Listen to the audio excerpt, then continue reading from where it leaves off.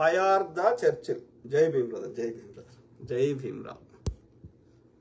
మనోజ్ కుమార్ యోహాన్, John Wesley గారి గురించి ఎన్ని సోర్సెస్ మీకు వచ్చాయన్నా ఇదైతే కన్ఫర్మ్ మేక్ సెన్స్ లేదన్నా. అదే బ్రదర్, నాకు చాలా సోర్స్ నుంచి వచ్చినాయి. చాలా సోర్స్లలో కొంత ఎక్కువ మంది అయితే ఇది ఏమంటారు, మాకు తెలిసిన జాన్ వెస్లీ అయితే అట్లా లేదు అని అన్నారు. ఇప్పుడు ప్రవీణ్ పగడాల బ్రదర్ని కూడా పోలీసులు అధికారికంగా తాగుబోతని కన్ఫర్మ్ చేశారు. అత్యంత దగ్గర సన్నిహితులు కూడా సత్యాన్వేష్ లాంటి వారు కూడా అన్న ఆడ తాగిండు, ఈడ తాగిండు, నార్కెట్ పల్లె తాగిండు, ఇంకో దగ్గర తాగిండు, ఇక ఈ సరోవర్ దీనికి పోయిండు అన్నారు. మరి అందరి దగ్గర కనుక్కుంటే ఏముంది, వాస్తవం వేరే ఉంది కదా, రైట్? మరి సత్యాన్వేషణ అంటే ఏమంటాడు, ఆ క్రెడిట్ కార్డులు ఉన్నాయి, అది ఉన్నాయి, ఇది ఉన్నాయని చెప్తున్నాడు.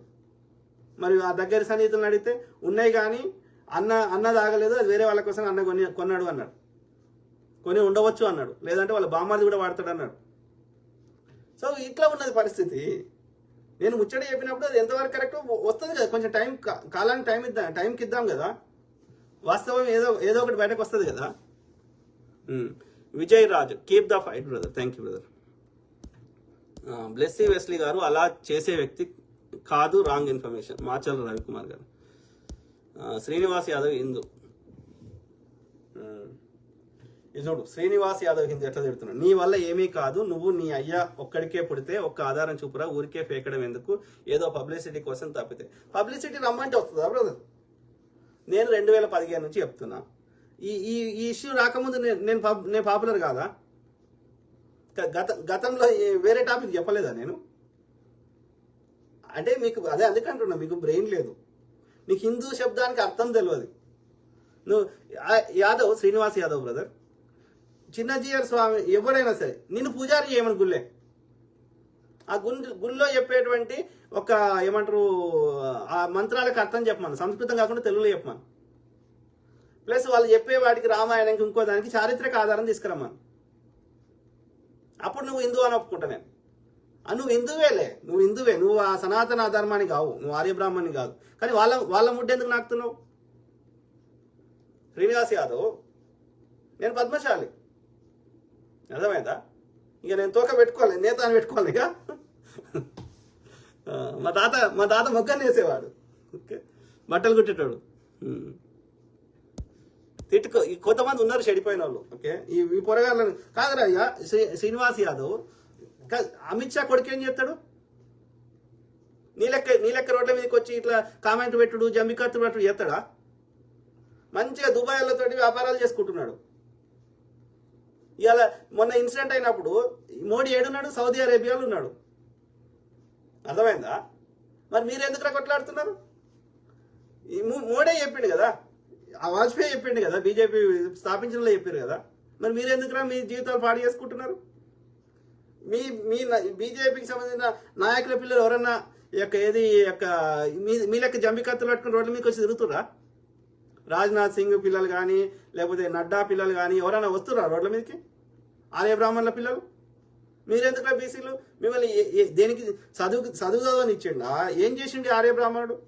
వేదం చదివితే నాలుకలు పోసిండు, వేదం వింటే సీసం పోసిండు. ఎవడన్నా అయిండా? యాదవ్ గొర్రెలు కాసుకొని బతికిండు తప్ప, పాలు విండి బతికిండు తప్ప ఎప్పుడైనా పూజారి అయిండా యాదవుడు? మరి నీకెందుకు సిగ్గుచరం లేదు? ఆలోచించు యాదవ్ బ్రదర్. హిందూ అయితే నువ్వు హిందువే, కరెక్టే, నువ్వు ఆర్యని కాదు, ఓకే. కాబట్టి ఆర్యుల సంఖ్య నాకకు.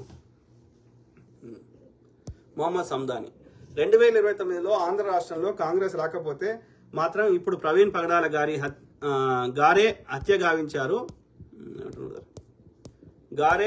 గావించారు. బీజేపీ జనసేన అనే దుర్మార్గులు వస్తే రోజుకో పాస్టరు ముస్లిం నానా ఇబ్బందులు గురవ్వడం ఖాయం. మతోన్మాదంతో రెచ్చిపోతారు. పవన్ కళ్యాణ్ అనే వాడిని బీజేపీ దుర్మార్గులు 2029లో సీఎం అభ్యర్థిగా ప్రకటిస్తున్నారు. వీడు వస్తే మత విద్వేషాలు రెచ్చగొట్టి గుజరాత్, మణిపూర్లా రాష్ట్రాన్ని తయారు చేస్తాడు. బ్రదర్, కాంగ్రెస్ రావాలి అంటే రాహుల్ గాంధీ, ప్రియాంక గాంధీ పాదయాత్ర చేయాలి.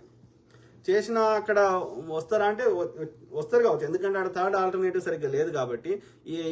ఏది టీడీపీ వచ్చినా బీజేపీకి సపోర్ట్ చేస్తుంది, వైసీపీ వచ్చినా బీజేపీకి సపోర్ట్ చేస్తుంది. కాబట్టి కాంగ్రెస్కి అవకాశం ఉంది. కానీ మరి ఆమె ఏం సపోర్ట్ చేస్తలేదు కదా, ఆమె టీడీపీ మన చంద్రబాబు నాయుడు తోటి కుమ్మక్క అయినట్టు ఉంది షర్మిల. ఆమె యొక్క యాక్టివిజం కూడా కనిపిస్తలేదు కదా, తెలియదు. అది షర్మిలనే తీసుకోవాలి ఆ స్టెప్. మనం ఏం చేస్తాం, కావాలని షర్మిలను తీసుకొచ్చి ఆడ పెట్టుకున్నాడు చంద్రబాబు నాయుడు. ఈ రేవంత్ రెడ్డి చంద్రబాబు నాయుడు చెప్పినట్టు వింటాడు, రేవంత్ రెడ్డి చెప్పినట్టు రాహుల్ గాంధీ వింటాడు. సో ఈ చైన్ ఆఫ్ లింక్ కరెక్ట్గా చంద్రబాబు నాయుడు చేసుకున్నాడు అన్నట్టు. అంటే ఇక్కడ మొత్తం కల్పిట్ ఎవరున్నాడు, ఇక్కడ మొత్తం అడ్డుపడుతుంది రేవంత్ రెడ్డి ఈ బీజేపీ అజెండాకి నడిపిస్తుండు 2 తెలుగు రాష్ట్రాలు అనేది మనకు అర్థమవుతుంది. ఇక రేవంత్ రెడ్డి ఒక అది కావాలని చంద్రబాబు నాయుడు అక్కడ తెచ్చి కూర్చుని పెట్టిండని నా అభిప్రాయం. దానికి పరిష్కారం ఏందో మనం ఆలోచించాలి. అంటే ఎంత కాంప్లికేటెడ్ చేస్తాడు ఈ యొక్క మన చంద్రబాబు నాయుడు కుట్రల బాబు సిచ్యువేషన్ని.